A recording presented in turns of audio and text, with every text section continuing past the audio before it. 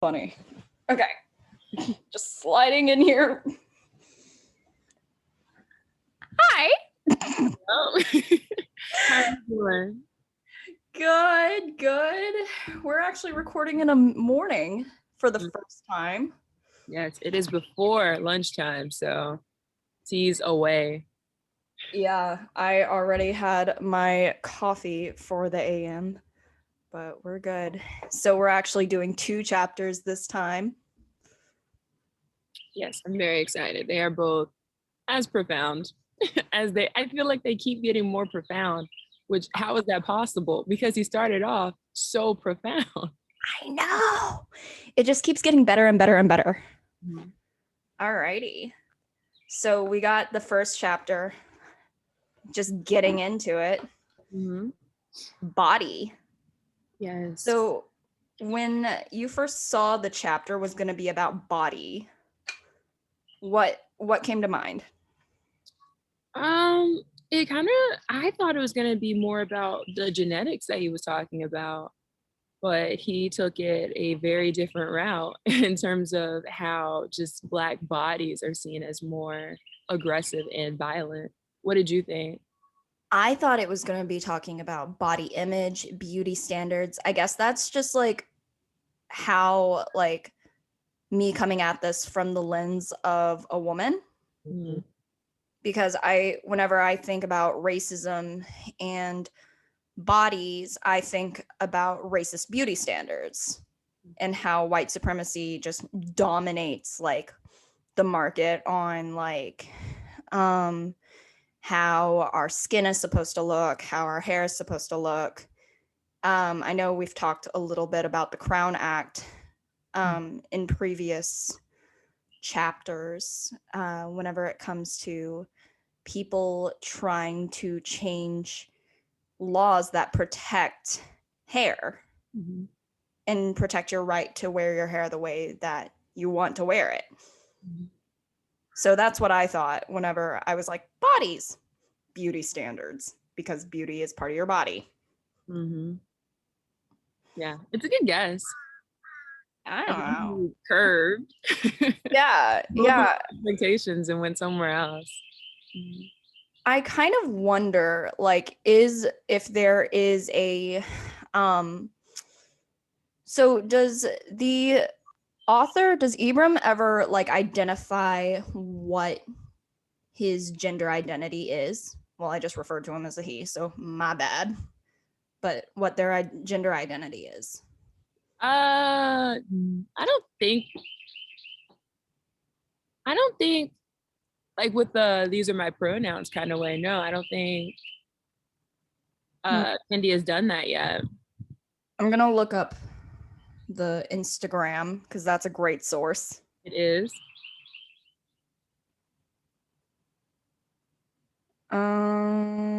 Um, loading. Okay. BU professor, director of anti-racism, blah blah blah, best-selling. Here's the link tree. I don't know. I'm not seeing any genders or pronouns or Cool. identity. Interesting. Yeah. Huh. Well, that is very interesting. We'll have to look into that. Yeah. I'll definitely read closer next chapter. Yeah, I mean, I think like they talk a lot from the perspective of a male. Mm-hmm. So I don't want to assume anything, but that's what I've gleaned a Yeah. lot. Um they talk a lot about like Black male bodies in this chapter. So yeah, I don't know, And how but he I hmm? okay. I would love to see like a viewpoint, like a paralleled book from a woman, from a gender identifying woman Yeah. on this. That would be very interesting. Yeah, since I identify as she, her, hers, so like that, I feel like that would relate just a little more to me as someone that identifies as a woman of color. Yeah, Yeah. because he does talk about how he really resonated with all the stereotypes that people thought of Black men. And so he was worried about like other Black men and boys, but he was like, but I wasn't what I was worried about, and was kind of worried out of proportion, I think, which was a really good explanation I thought of him. Like, yeah, there's violence, but it's not like media is making it to seem it's everywhere. Yeah. Like you always hear about the media talking about like black on black crime all the time. And I loved where Kendi specifically referenced the 1993 Violent Crime Control and Law Enforcement Act, which was like a multi-million-dollar legislation piece. And they drew more of a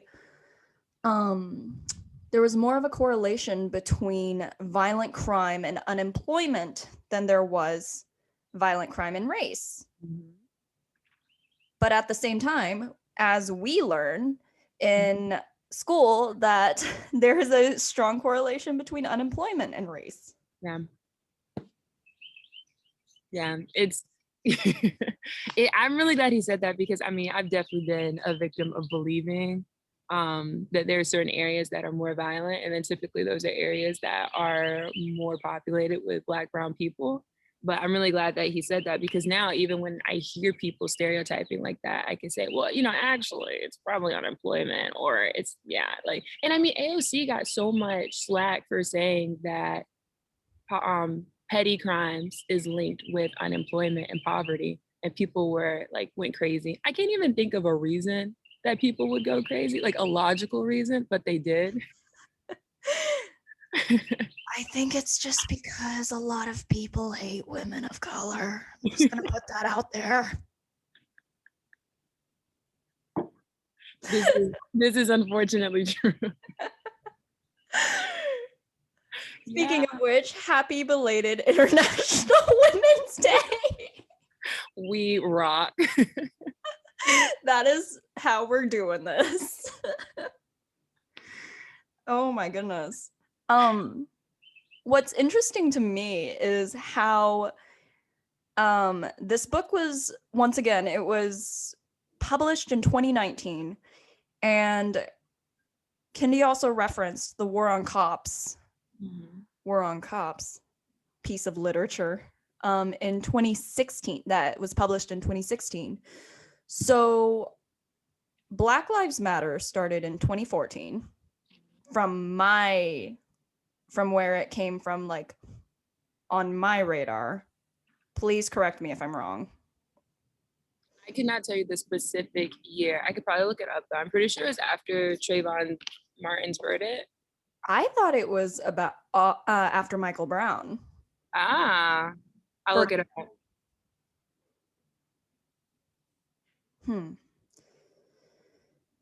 See, and also the fact that we can name multiple figures in this, and also this ties perfectly back into what Kendi was talking about whenever people fear Black bodies because of racism. Like whenever we talk about Trayvon Martin, that kid was like 14 and just getting Skittles. Yeah. Like we know these names and we know just how insane the circumstances and cases were, but at the same time, we're not surprised. And this stuff obviously is still going on. Yeah. It was 2013. Okay. Okay. So we were like, what, in high school? I was a junior, yeah. Yeah. 16, 17, yeah. Do you remember that being in high school and that happening? Yeah. Yeah. Do you remember? I was in college by that time because it was the fall of 2013, which was my freshman year of college. And I remember seeing like articles in like the New York Times, and what they started picking up was that the US looked like a war zone and this wasn't supposed to be happening in the greatest country on earth. And so honestly, back in 2013, we probably should have seen where this was all going. Mhm. And Yeah. then like whenever the George Floyd case happened in the last couple of years, and as well as Ahmaud Arbery and oh my goodness, the kid that played the violin.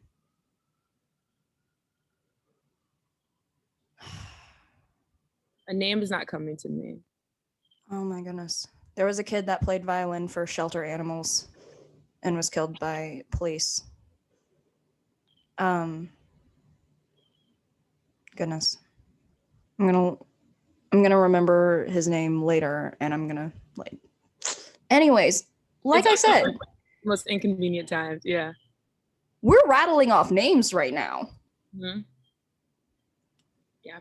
I went to an exhibit in Brooklyn, Bed-Stuy, and there's like this really cool community center there, and they have like the names on this huge piece of fabric, and it spans a hallway of killed by police violence, which is heartbreaking. Like Breonna Taylor, that's another one that just came to mind. Like, did you attend any of the protests this summer? I did not. I was like, it's a great form of uprisal. I just didn't know because that was the start of COVID too. Yeah. So I was like, did you? I attended one protest that was close to my apartment that I lived near Times Square. The protest was in Times Square. And I'm not super like I have really bad knees, like I've had knee surgery, and so I'm not really great at being able to walk super long distances and also the added stress. So I went and walked with them for 10 blocks. Wow. And it was peaceful because it was run by the organization White Coats for Social Justice. So people were like, what are they going to do? Tear gas a bunch of doctors and nurses during the pandemic? But at the same time, like I know friends up here who were arrested and who were tear gassed. Some of my friends were the ones that were trapped on the Brooklyn Bridge. Wow. During the height of those protests. And this week, Derek Chauvin, the cop that killed Floyd, his trial is going on like this week. So, Yeah. Here's to hoping for justice, but unfortunately, I do not necessarily expect it. it's just like whenever we talk about like all of these issues regarding like police violence, so much of that just is just violence on Black bodies. And then the Asian community, I know the AAPI community has started talking more about police violence on just people of color more broadly. There was an adopted Asian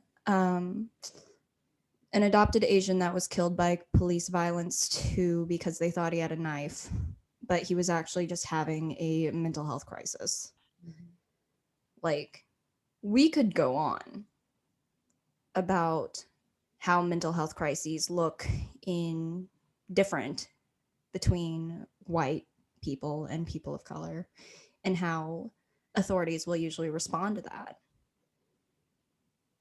Like, I don't know. That was just my train of thought because we think about like mental health crises whenever crimes come up in white communities, and you kind of think that mental health is used as an excuse or as a get out of jail free card whenever it comes to a white person, but whenever it comes to a Black, Indigenous person of color, it's a death sentence most likely. Yeah, and I didn't even really get that until the WNBA. They dedicated their season to social justice, and so they were highlighting, I think, every day different people who were killed by cops, and so they were specifically talking about Black, brown women who had been killed by cops. One lady was having a mental health crisis, and instead of getting the treatment that she needed, they killed her. The cops killed her. It's just, I mean, crazy things. Because I mean, and I think that speaks to how we deal with mental health, specifically with Black and brown people. That's the response to it. Yeah. Like, and then we also talk about even in schools, because there are cops in schools too, the adultification of Black and brown children and students. Yeah, which is very real. I mean, I could think about, I had my internship at a middle school for undergrad, and the things that they called the deputy officer in for, like, not necessarily danger, just acting out or responding to something. Yeah. It's crazy, really. Like that adults literally are viewing children as a threat. Like the author, like Kendi, like he said it very plainly, like in the very beginning, that his parents didn't want him playing basketball in the neighborhood parks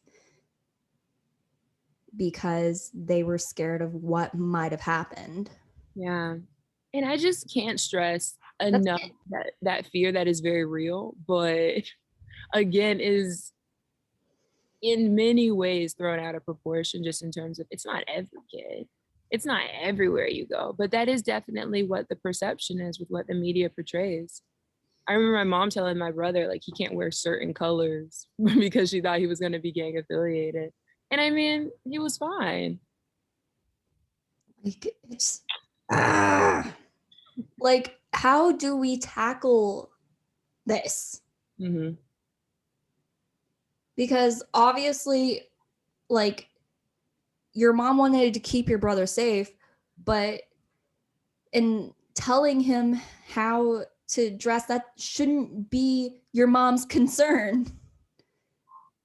That shouldn't be put on your mom or your brother by that extension. That extra pressure, that extra fear, that extra anxiety. Like, how do we even begin to tackle something like that and the different minutia between like mannerisms and how these systems react? I think it's gotta start with us. And this is not like a how to fix the problems. I know, I'm just like throwing questions out into the universe right now. This reminds me, like, total sidebar. We were in our international policy class, our international social welfare, I think that was the name of it. And the professor, she had a habit of, like, in trying to use every single moment, which is great, but towards the end of classes, she would say, okay, so essentially, how do you solve this problem in 5 minutes? Were we in the same class? Were we in the same section? No, I think I was in another one. Go ahead. It was still Akulova, right? Yeah. Yeah. And so I remember Caroline being like, did she ask us to solve this problem? Like, we're just a bunch of dumb 20-somethings. Did she really just ask us to solve centuries worth of racism? So all that to say, we do not have the answer. No, we're just trying to figure this out. And like, half of the time I want to abolish these systems, obviously, but these systems are also like centuries old. Yeah. And these institutions are centuries old. How do we even begin to dismantle that whenever we still have to play into the system, Mhm. like to get jobs and stuff like that. It's so frustrating. Very. Yeah. I think I know for me what I'm trying to do is not believe stereotypes anymore, or even like um perpetuate stereotypes anymore. In so many spaces I hear, oh, okay, well, this is why we whatever, and this is this is the norm, or and perpetuating a stereotype of Black Americans, African Americans. And so I'm like, oh, well, is that really all of us? Is this really just questioning that? That's what I'm trying to do, because I grew up, I think, on stereotypes and believed them for a really long time. And then I think part of it's got to be systematic. We got to have more AOCs and Ilhan Omars and Ayanna Presley's, so then that way they can do their things and hopefully create policies that abolish some of these things. I think it's got to be both. I think so like what was hilarious was after the or leading up to the election. I don't know if you watch SNL. I do not. Okay, so they have this thing called the Weekend Update where they just read off news headlines and just kind of go off on it. So Michael Che is one of the co-hosts. So him and Colin Jost are always like riffing off of each other and just being hilarious. So Michael Che is a Black man and he was like, the thing about the election is I don't see why white people are so upset. We're just trading one old white guy for another. That is too real.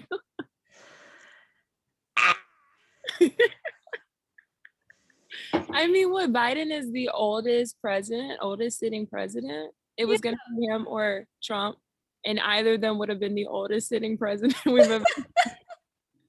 it's like And Biden is. the pool's got to be bigger. I mean, I think there are clear advantages to Biden over Trump, but Biden's not necessarily the dream, Yeah, I mean, what did he do just like last week? He bombed Syria, and we're all just sitting there going like, really? Yeah, within like not that much time. Have we Yeah, even had 100 days into this presidency? no, not yet. Yeah. And we're just like, yes, the classic American tradition of bombing a foreign country. And seemingly out of nowhere.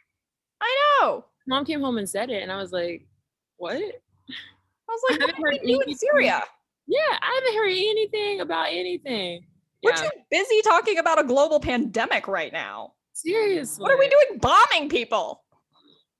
Yeah, so.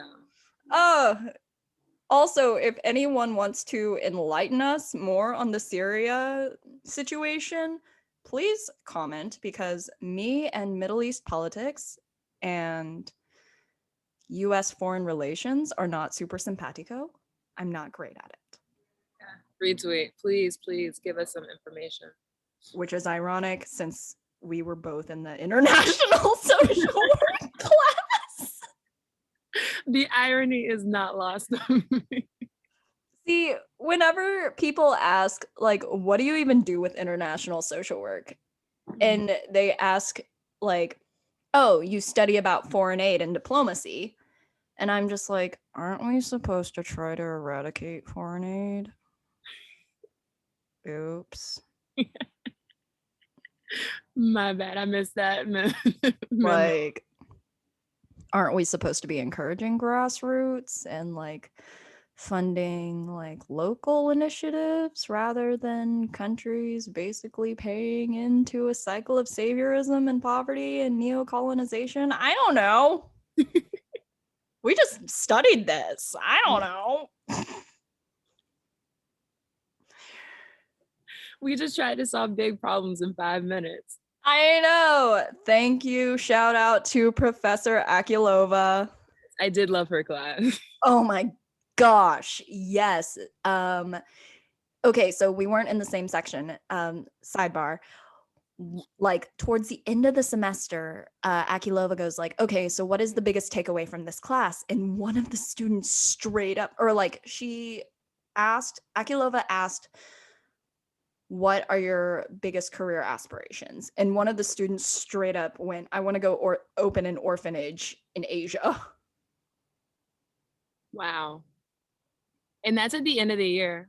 Yeah. Clearly when there's growth and people know better. Wow. That classmate graduated with us. I don't remember their name. Wow.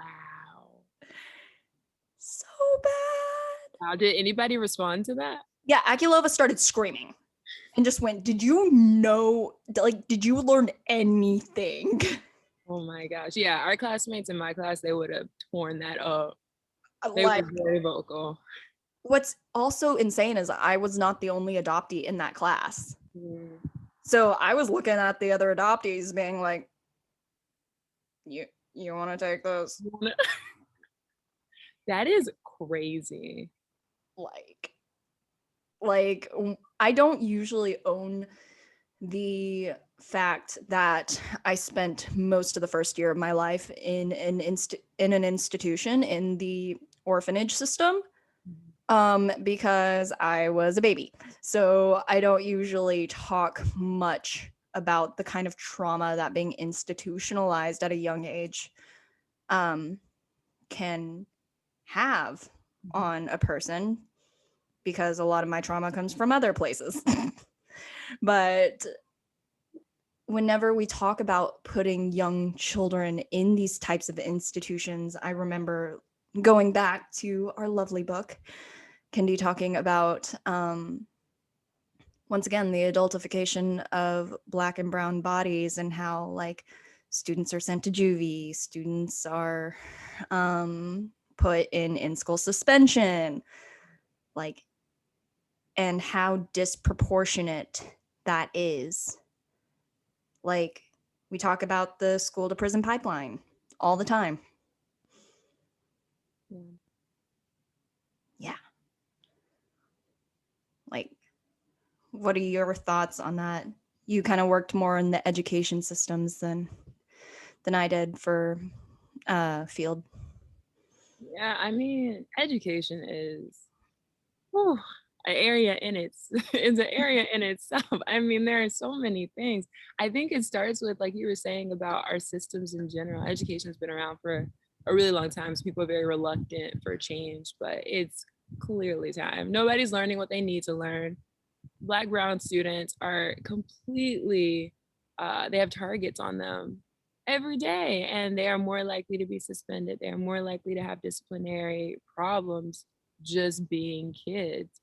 So, I mean, education, I don't even, I don't even know where to start. It is quite madness. Like, I think about other youth-led movements like March for Our Lives, and how like they're like, keep guns out of our schools, but the resulting impact was that they just hired more disciplinary officers. Yeah.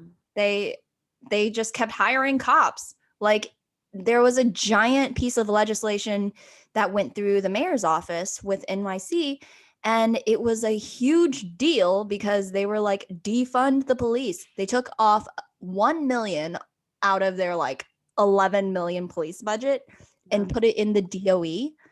But the Department of Ed hires resource officers that aren't a part of the NYPD. Interesting. So they just took that million and stuck it into more cops. Yeah. And let's talk about defund the police, because we really got to, because I'm glad you brought up the budget. I just think the money police departments get is out of this world. It is insane. Where does it Who needs a tank? If we took like half of that, which we should take a lot more, and allocate it to prevention services and different type of educational and worker programs. Homeless shelters. It's homeless shelters. I mean, literally anything else. Pantries. Come on. We could, it would be preventative, which is so much cheaper than paying these cops their regular salary plus overtime to then hate on Black and brown people. I just don't like defund the police. The pushback is so interesting to me because it's the cops. I remember in Buffalo when the cops did that whole rally and they were like, they're trying to defund us. They don't want us around anymore. It's like, oh my God. Are you serious? We don't want cops around. Y'all are terrifying people with guns. I mean, I remember hearing who are you supposed to call when the cops are the bad people? And when I saw it or when I heard it, I was younger. I didn't really understand. Now I 100% get it. The cops are legitimately the enemies. Legitimately. So who do you call when you need help? We still don't have a answer for Breonna Taylor. Yeah. Like there is so much missing. Like I don't know if you saw the report that was literally pasted on the internet. They were like, look at this thing. It was blanker than my long division math assignments in 4th grade because I didn't like to show my work. Neither did these cops. No, yeah. And then the cops who did get in trouble for Breonna Taylor, they got in trouble for the shots that went into the other apartments. Are you kidding? A woman died and they got in trouble for the people who may have died. That's just going more also into capitalism and how we put more value on property than human lives so often. Yeah. Like we put value on numbers. We put value on things that literally do not matter because if you're dead, you're dead. Yeah. It's so crazy. And then while we're talking about the whole cop situation, like talking also about how social workers can also be weaponized. Definitely. Can also be weaponized against Black and brown bodies. Yeah, definitely. I remember the people coming in who work with kids. I think kids who they represent kids who were separated from their families during our summer classes. Was it Bronx Defenders? Yes, Bronx Defenders. And she was talking about how because you have social workers and you have counselors in schools, it's great, but then the kids that they send there are typically black brown kids, and those are mandated reporters. It's 100%. I mean, they're supposed to help, but it's also a setup because that's more opportunities for these kids to be reported on. And if we look at our own profession of social work, it's still a white dominated space. Yeah. I mean, we were talking literally like last week about Professor Hart and what happened to them. Like this is happening in 2021, one of the oldest and best, quote unquote, best social work schools in the country. If this is happening at the top levels, what's even going on with other tiers of our institutions? Yeah. And what is not being reported, I think, is the big thing. Like what are we keeping behind closed doors, which is actually really scary. It's so crazy. Okay, like I love this conversation. Also, like my timer went off a little bit ago, so I was trying to allocate 30 minutes for each chapter. All right. So transitioning into the lens of culture now. I love how this conversation is going though. So first thing I did right on culture was also school to prison pipeline. Yeah. So much of it is intertwined, y'all. Yeah, it's definitely all connected. Culture.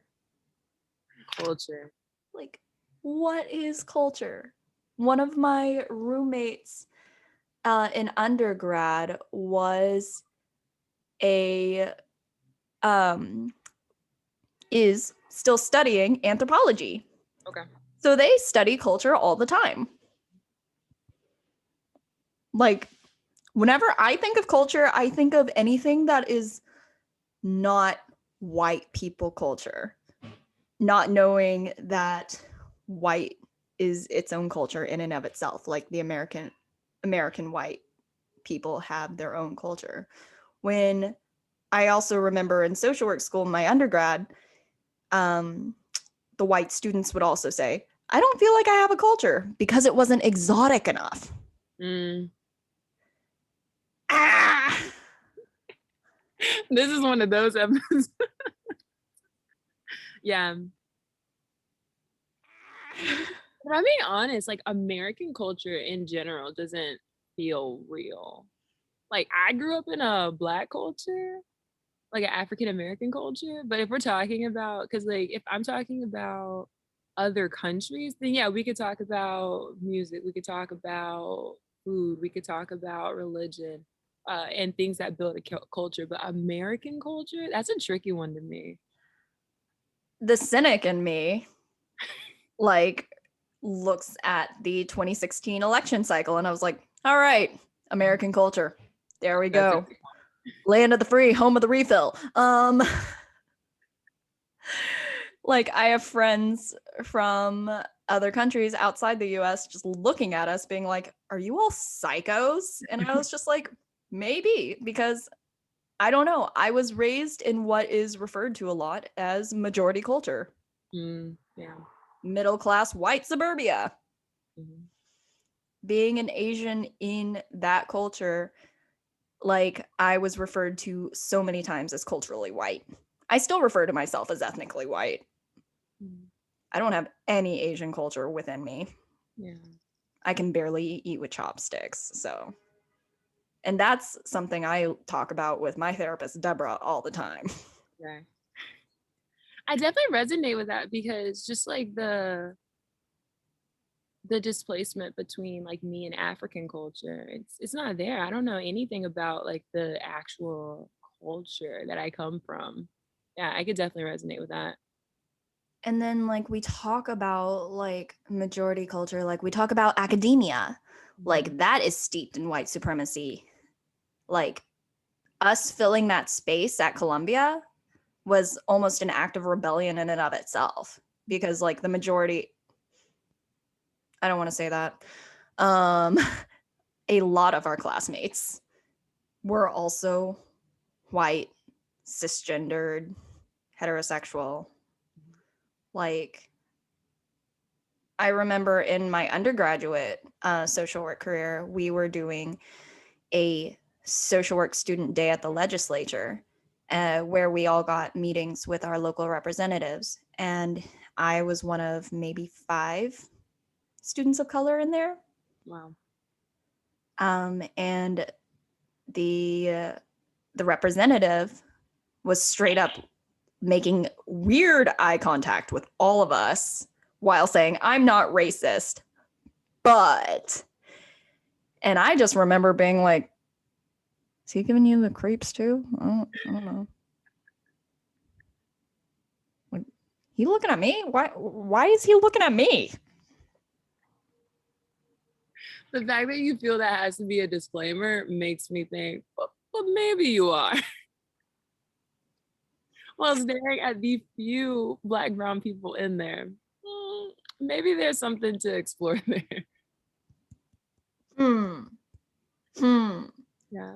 What's so interesting is that most times, like, we can look up racial demographics of our area, of our neighborhoods from US Census data. That is on public records. And it's no surprise that, like, the majority of this country is still white. We have a large immigrant population, and we also have a large diaspora of people as well who have been here for generations. So I don't know. I think I remember reading something about, like, this upcoming generation is the most diverse generation we've ever seen in the US. Interesting. I remember we were on track to have the Latinx population be the largest one. Do you know what happened? I haven't heard much about that lately. No clue, but I also know that Asian immigrants are the second largest immigration category. Interesting. Also, going back into the whole why are we separated into these six racial categories? Yeah.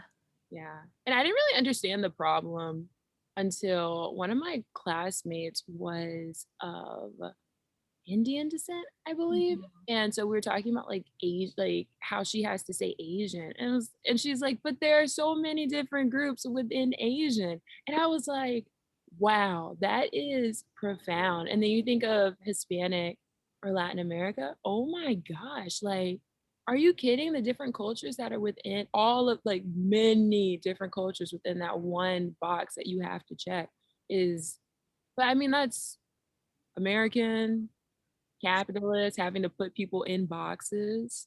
Yeah. Exactly. For job applications, I still feel very uncomfortable putting my race. Also, I had this conversation with my dad one time when I was applying for jobs. He was like, "Are you disclosing that you're Chinese?" And I was just like, "Yeah, why?" And he was just like, "Well, you have a white name. I feel like you would benefit better in the job market if they didn't know your race." Wow. And I'm sitting here going like, "So what's going to happen when I show up for work?" Right. And I am very clearly not white. Yeah. I like Yeah, I am a non-white Chinese American who speaks Spanish for my job. What are you going to do about it? Yeah. And I mean, it definitely is real that white people have an advantage, specifically white men in our corporate America, in our job search. Definitely. And I mean, you even think about people who have gender neutral names. Like one of my teammates, I remember her saying that her parents gave her her name because they didn't want people reading it and assuming, oh, okay, she's this gender, which is I unfortunate. Definitely should not be the case. It's affecting us to the point where people think about changing their names. I've heard countless stories of people changing their names to sound more white. That's a huge erasure of so many people groups, so many ethnicities. Like like I've had friends who said that their grandparents, when they wanted to have a less Jewish, less Polish, less Mexican, less whatever have you sounding last name, and changed it. Like their grandparents changed it to try to assimilate better. And that's such a profound and deep piece of identity. Mhm. That's as deep as you can go. That is your name. And having to try to conform that to a majority culture, that's heartbreaking. Yeah, especially when we're supposed to be a melting pot. We're supposed to be accepting of all people. Anyone can make it if they pull themselves up by their bootstraps, which is not true, by the way. Yeah, that's a perfect example of assimilation, which I'm really glad that he dives so deeply into the difference between assimilation and segregationist. Basically, in every example that he has, he's like, okay, this is how an assimilationist would respond to this, this is how a segregationist would respond to this. But that right there, yeah, definitely assimilating to the majority culture. It's heartbreaking. It's so upsetting. Like, so the next note I have is about Ebonics. I've never heard that term. Really? Okay. I have literally never heard that term. I've heard of the term, correct me if I am wrong, AAVE, AV, AV. I've never heard of that one. I think it stands for like African American vernacular something. Hmm. And it was another Ebonics. Yeah. slang, trying to like, I don't know, academic lens on whatever. Yeah. Like, I don't know, whenever Kendi talked about how people literally feared his culture, that sucks. Yeah. Yeah. And it was interesting how he said that they walked in that. They're like, we don't care. We don't need your permission. We don't need your support. We are going to wear our jeans how we want them. We're going to wear our shirts like we want them big. And we're going to listen to the music that we like. Like, I saw some parallels to this day. oh, absolutely. Like, did you see that poor woman who got Gorilla Glue stuck on her head and required surgery? Yeah. Yes. I felt so bad for that woman. Like, I can't imagine that kind of pain on your scalp. I'm a very sensitive head. Yeah, same. Like, I used to have to like put my hair in buns for ballet, and my mom would be sitting me on the ground, and she would be behind me on the couch just like yanking my head and trying to gel it back and trying to put my hair so that, like, there was a huge rule in my ballet school, no flyaways. Mm. As you can see, I got a ton of flyaways, so it was just slicking back to where I was like the entire time, and I hated it.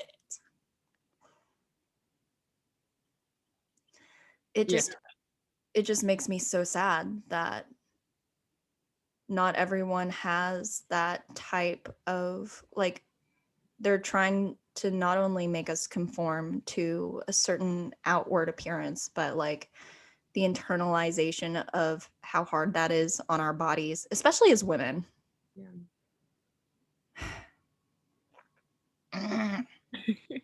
Yeah, I think I'm really thankful that he differentiated between the cultural races and then just appreciating the differences within culture, specifically when he moved from New York to Virginia, because it is very real. I don't know if you I don't know if you felt it, but I can even see it in my cousins. I have cousins who grew up in New York, and in their humor and their accents and the foods they eat, I can tell they are not from the South. They have roots in the South, but they grew up in New York. So it is, the difference is very real, but there is a difference between admiring the differences and say, oh, they do this. Like when he first came to Virginia, they do this. Oh, that's not as good as what we do. That hierarchy within culture, which inevitably means you think your culture is better.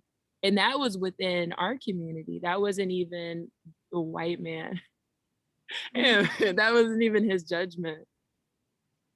Like, I love that Kendi has so many of his stories from and grew up in New York, because like when Kendi like references that specific area in Queens, I'm like, I know that area.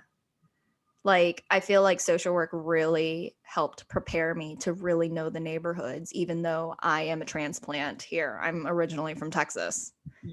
So it's just so amazing to like just picture them on that bus, just hanging out in South Queens. Yeah. Like, I've been on a bus in South Queens. Yeah. So relatable. Yeah, 100%. And my cousins live in Jamaica. So I know like exactly what he's talking about. I've seen the dollar vans, like all of it. So like you said, I could definitely visualize what he's talking about. Yeah. I don't know. The thing that also I made a note of is like kind of observing human culture almost like people observe animals, like Mean Girls. Yeah. How Katie was all like, I would know how this would be handled in the animal world. And Mean Girls, classic. But yeah, I also made a note on the quote saying, I love being in the midst of culture created by my ancestors. And I was like, shoot a monkey. Ooh, chill.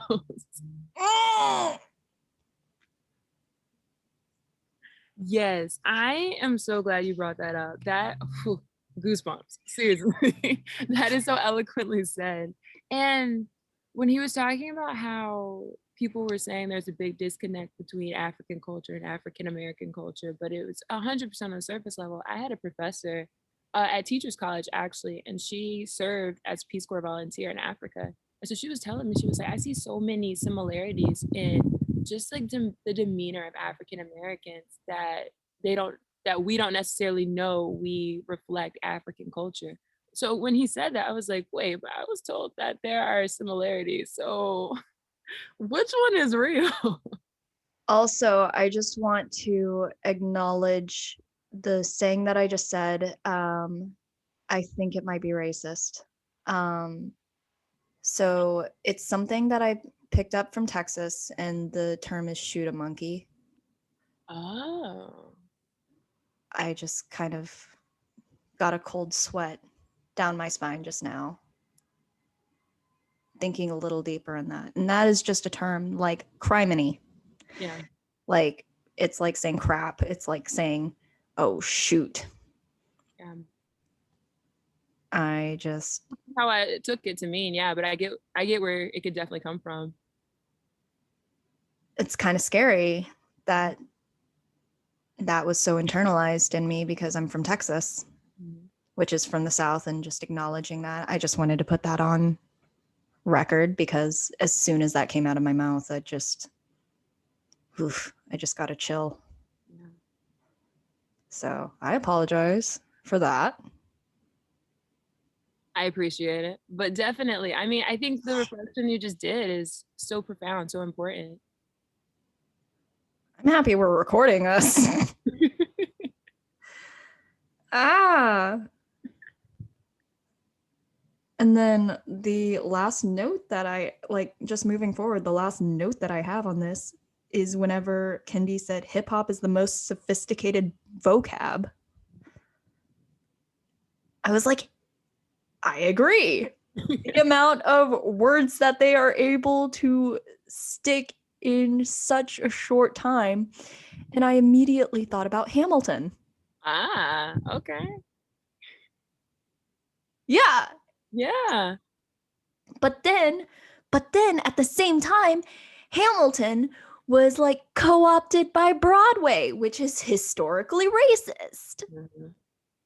It's literally referred to as the Great White Way. Wow. I don't Yeah. know if that's a referral to race, or I don't know what that is referring to. But I think it was so interesting how Broadway has been able to capitalize off of diverse casting, people of color. This is a hip hop musical. Mhm.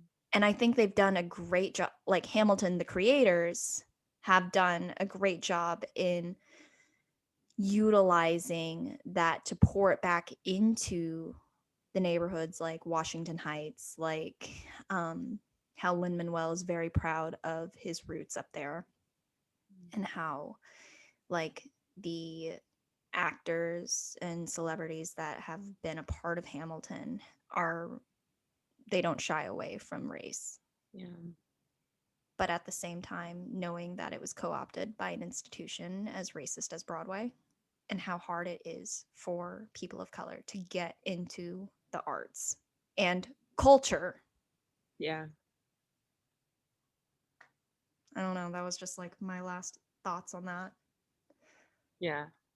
They were great thoughts. Definitely had me thinking about Broadway. I was thinking about Viola Davis actually, and she was talking about how her and Meryl Streep, co- um their success, their careers have kind of lined up, but she doesn't get the offers Meryl Streep gets. She doesn't get the money that Meryl Streep gets. But then people say, "Oh, you're the Black Meryl Streep," and she has to deal with that. So Meryl yeah, Streep's the white Viola Davis. mm. So definitely still a lot of work to do everywhere. In cultural institutions, so much of it is just so white dominated. Like, do you remember that scene in Black Panther when they were in the museum and they were talking about like how there was more security guards posted to watch Killmonger's character in the museum, but they were like, you do realize these are stolen artifacts, right? Like, I am close to what should be mine by ancestry, Mhm. and yet you're acting like I'm here to steal it. Yeah. I mean, he was there to steal it, but But like at the same time. that's not the point. Yeah, I mean, Kendi talked about how they talk about it was probably body. They treat black people like they're the problem. Like America doesn't have a history of racism and colonialism and policy that kills. Yeah, We're the dangerous ones. I know, right? I'm trying to get more used to acknowledging that I am living on Lenape land. And I know we talked about that um, a lot in our curriculum, and how the school is trying. They're trying. Yay, minimal effort. They get a tiny little plaque on Columbia campus, whereas like I don't know, Thomas Jefferson, who owned like a crap ton of slaves and didn't even go to the school, has a full-on monument. Yeah. A for effort. And I mean, the plaque, my understanding is it's like in a corner somewhere where you wouldn't even notice it unless you were intentionally looking for it. Oh yeah, and there was so much fighting just to get that plaque. Mhm. Like, Yeah. it's so crazy. Like, just trying to acknowledge the amount of bodies and culture that the US has destroyed to get to where it is. Yeah. Man, heavy topics. Yeah, today was heavy. That was crazy. I'm glad that we're getting next week to rest. But as always, thank you so much for coming on this journey with me and bearing witness to my decolonization of self. Thank you for having me. It's always a pleasure. I'm going to stop recording now because our timer is up. We have been going for an hour. Wow. Wow. Look at that. Look at that. Alrighty. See you next time. Yeah. Bye.